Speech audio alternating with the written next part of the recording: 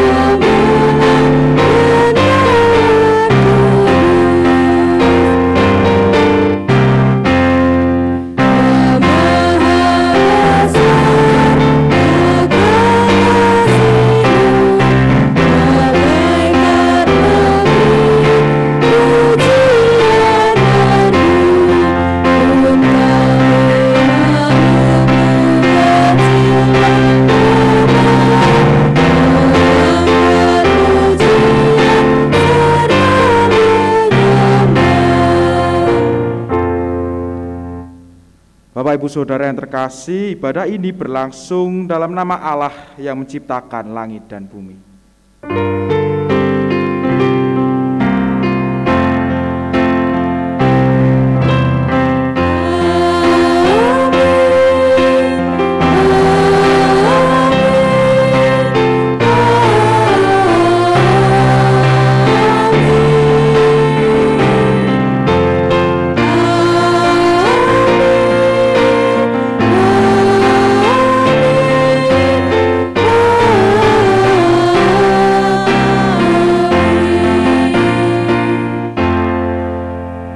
Kasih karunia dan damai sejahtera dari Allah Bapa kita dan dari Tuhan Yesus Kristus menyertai saudara sekalian.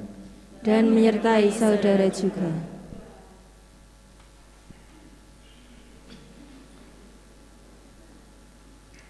Pertanda dari surga telah diberikan Allah kepada manusia. Ia memberikan tanda surgawi bagi orang-orang pilihannya, sejak dulu sampai sekarang. Ia ingin agar kita senantiasa bersedia ambil bagian dalam karya keselamatan yang telah dikerjakan oleh Yesus Kristus Tuhan kita sampai Dia datang kembali ke dunia.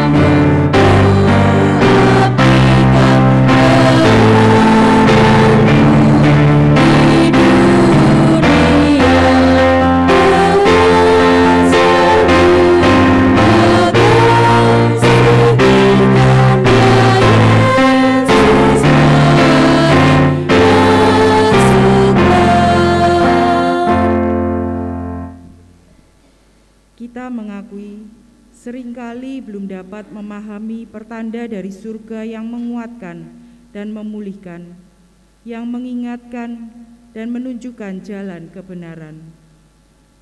Kita juga seringkali hanya mengandalkan diri dan memilih jalan sendiri. Padahal Tuhan sejatinya telah memberikan tanda keselamatan itu setiap hari. Oleh karena itu, marilah kita bersama mengakui dosa dan kesalahan kita di hadapan Tuhan dengan berdoa.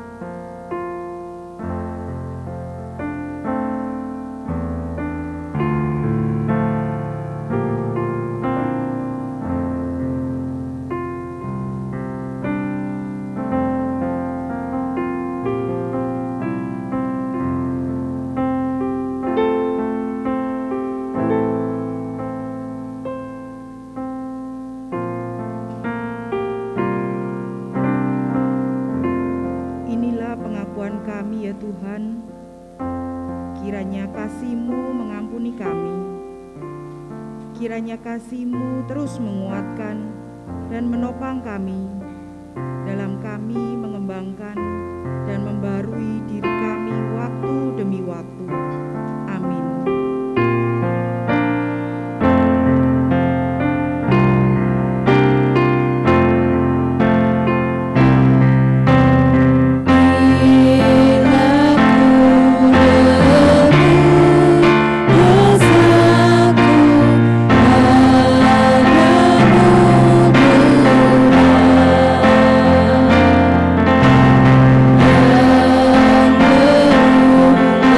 Yang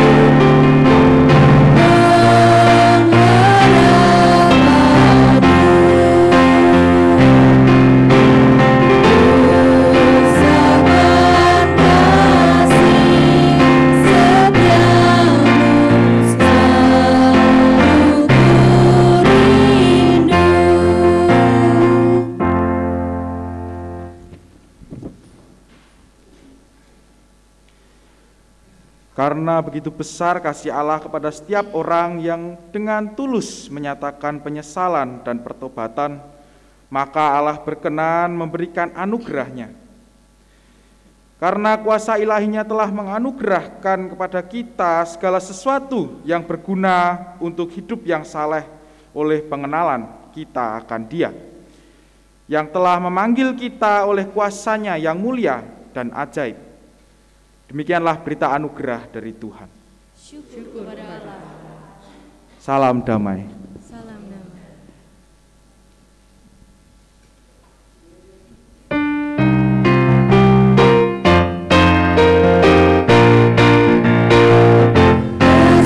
Bersukacitalah selalu, tunjukkan wajah gembiramu. Lihat Tuhan di kanan kiri dan di sekitarmu. Berikan salam damai karena kasih karunia serta pengampunannya diberi. Hiduplah dalam damai, seorang dengan yang lain. Itu kehendak Tuhan bagimu.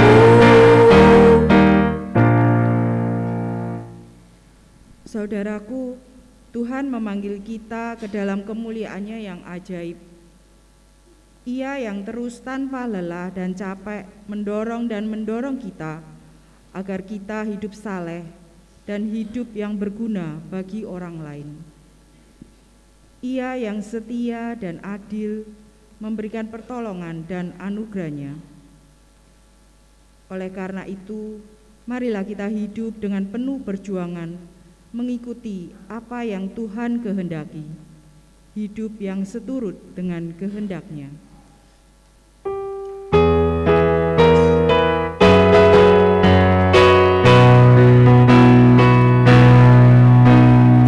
Tuhanku berjanji dengan firman-Nya, segala diatasinya.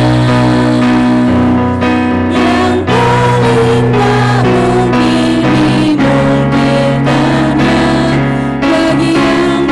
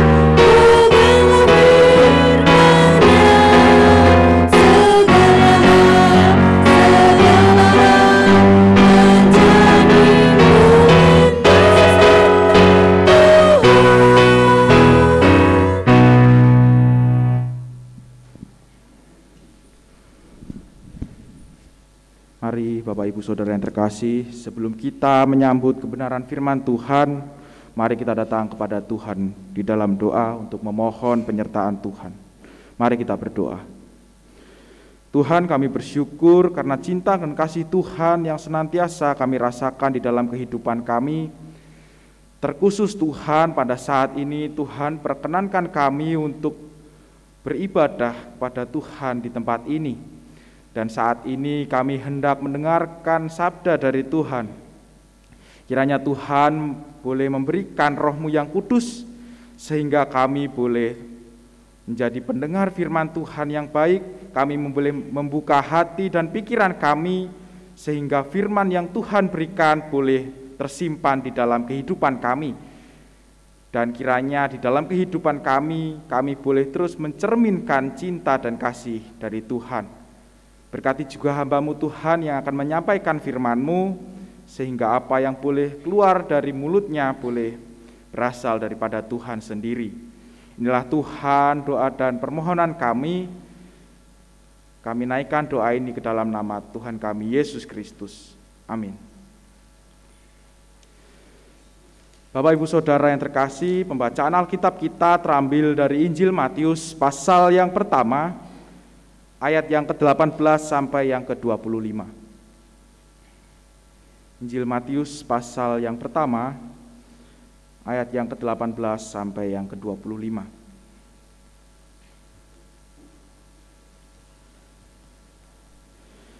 Kelahiran Yesus Kristus adalah seperti berikut. Pada waktu Maria ibunya bertunangan dengan Yusuf, ternyata ia mengandung dari Roh Kudus sebelum mereka hidup sebagai suami istri. Karena Yusuf suaminya seorang yang tulus hati dan tidak mau mencemarkan nama istrinya di muka umum, ia bermaksud menceraikannya dengan diam-diam. Tetapi ketika ia mempertimbangkan maksud itu, malaikat Tuhan nampak kepadanya dalam mimpi dan berkata, "Yusuf anak Daud, janganlah engkau takut mengambil Maria sebagai istrimu, sebab anak yang di dalam kandungannya adalah dari Roh Kudus. Ia akan melahirkan anak laki-laki dan engkau akan menamakan dia Yesus, karena dialah yang akan menyelamatkan umatnya dari dosa mereka." Hal ini terjadi supaya genaplah yang difirmankan Tuhan oleh Nabi.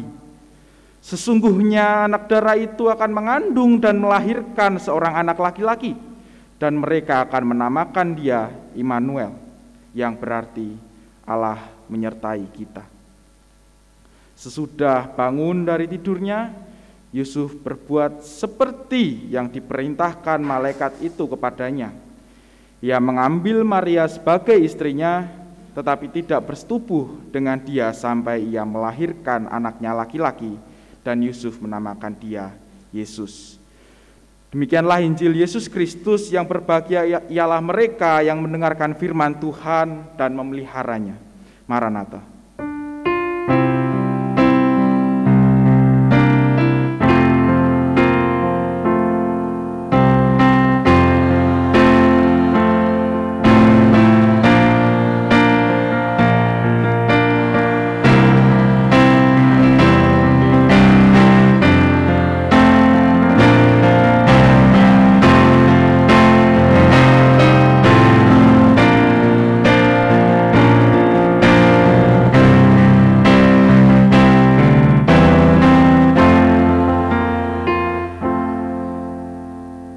Selamat pagi Bapak Ibu Saudara yang terkasih di dalam Tuhan Yesus Kristus. Senang sekali rasanya saya bisa berada di tengah Bapak Ibu Saudara sekalian. Pertama-tama saya akan memperkenalkan diri saya terlebih dahulu. Nama saya adalah Krishna Ariel Josefba, dan saya adalah jemaat dari GKI Masaran. Jadi salam kenal untuk Bapak Ibu Saudara sekalian. Bapak Ibu Saudara, tema kebaktian kita pada hari ini adalah pertanda dari surga. Kira-kira apa itu pertanda dari surga, Bapak Ibu?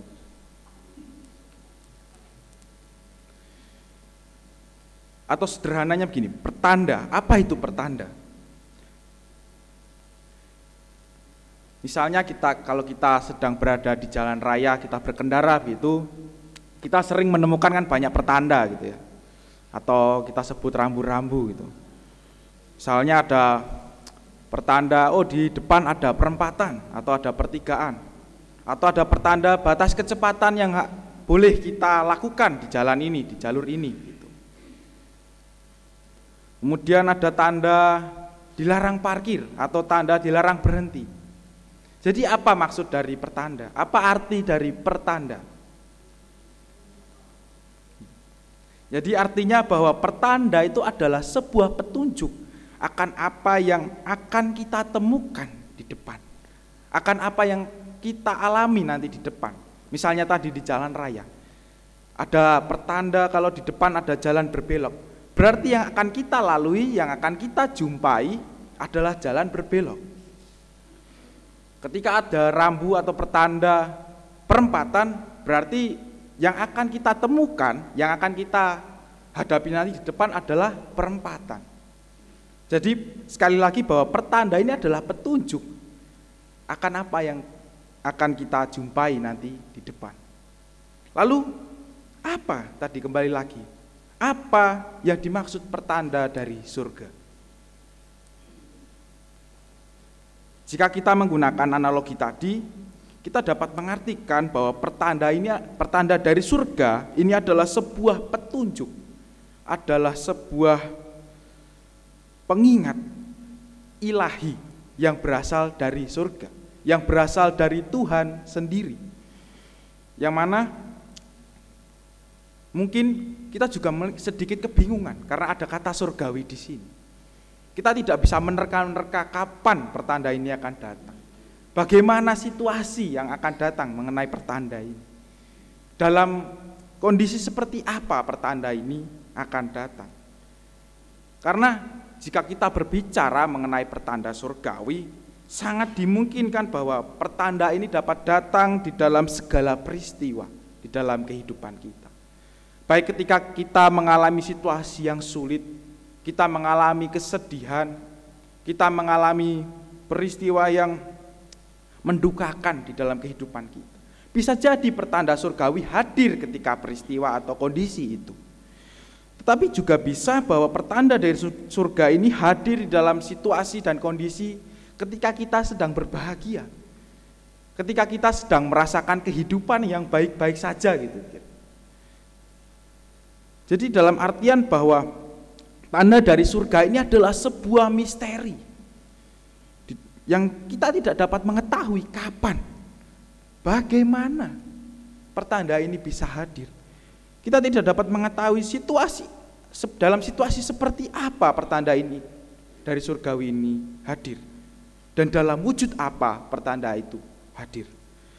Nah, Bapak Ibu Saudara yang terkasih, berbicara mengenai pertanda dari surga, di dalam bacaan kita, Yusuf juga mengalami sebuah pertanda dari surga.